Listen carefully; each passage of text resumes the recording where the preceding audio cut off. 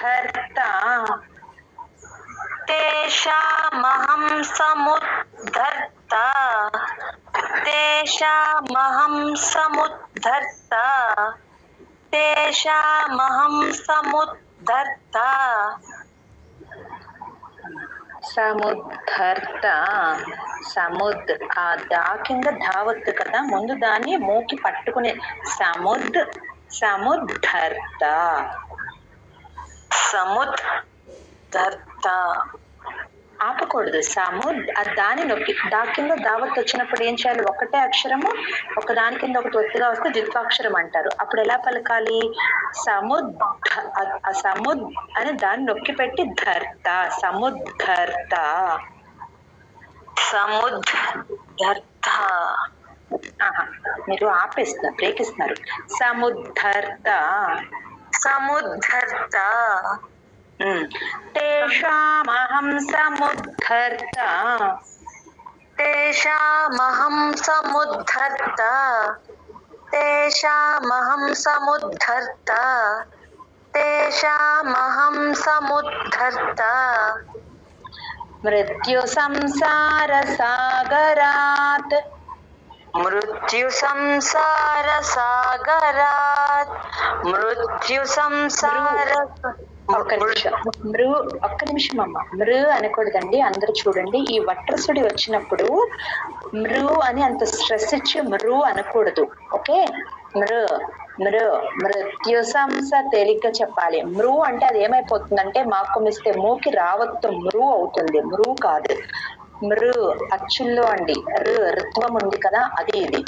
మృత్యు సంసార సాగరాత్ మృత్యు సంసార సాగరాత్ మృత్యు సంసార సాగరాత్ మృత్యు సంసార సాగరాత్.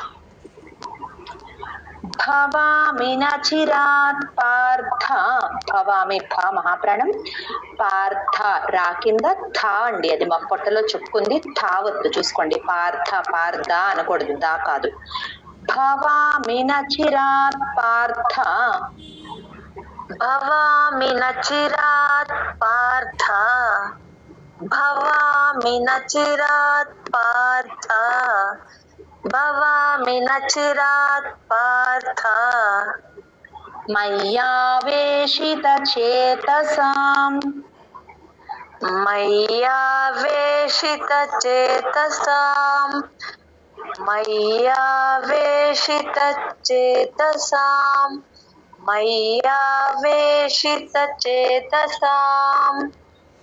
తేషామహం సముద్ధర్త మృత్యు సంసార సాగరాత్ తేషామహం సముద్ధర్త మృత్యు సంసార. మృ అంత స్ట్రెస్ మృత్యు అనకూడదమ్మా. మృత్యు మృ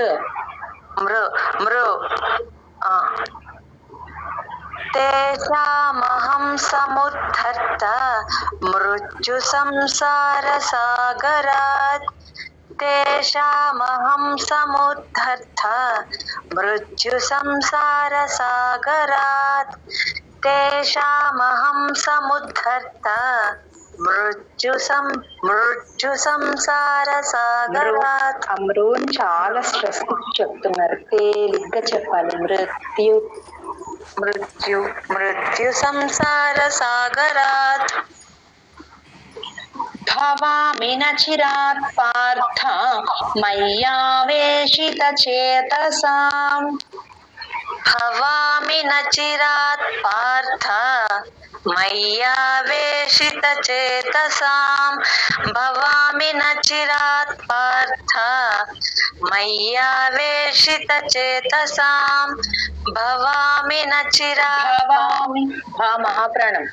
భవామి నచిరాత్ పార్థ మయ్యావేశిత చేతసాం భవామి నచిరాత్ పార్థ మయ్యావేశిత చేతసాం.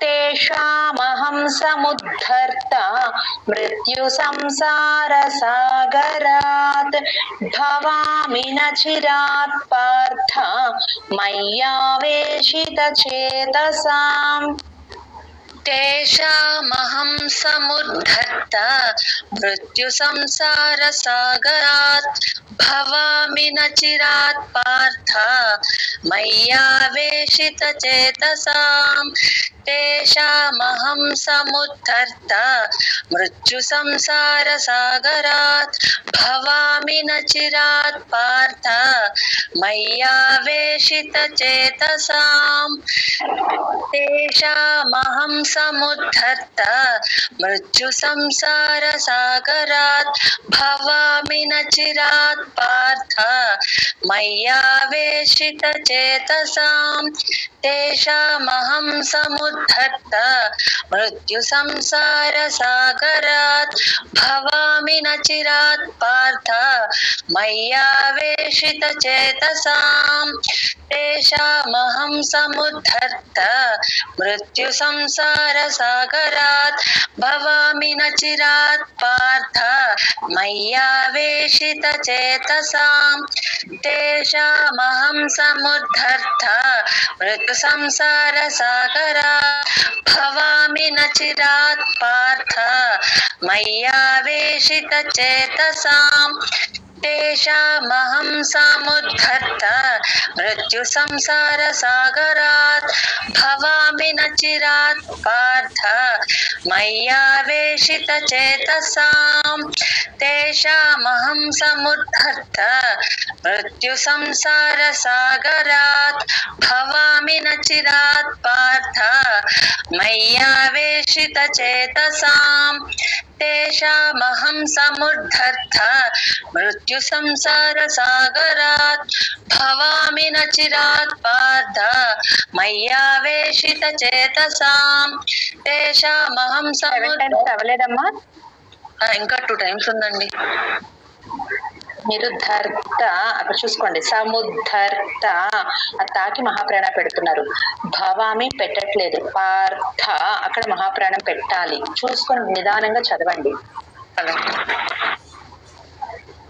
तेषामहं समुद्धर्ता मृत्यु संसार सागरात् भवामि न चिरात् पार्थ मय्यावेशितचेतसाम् तेषामहं समुद्धर्ता मृत्यु संसार सागरात् भवामि न चिरात् पार्थ मय्यावेशितचेतसाम्.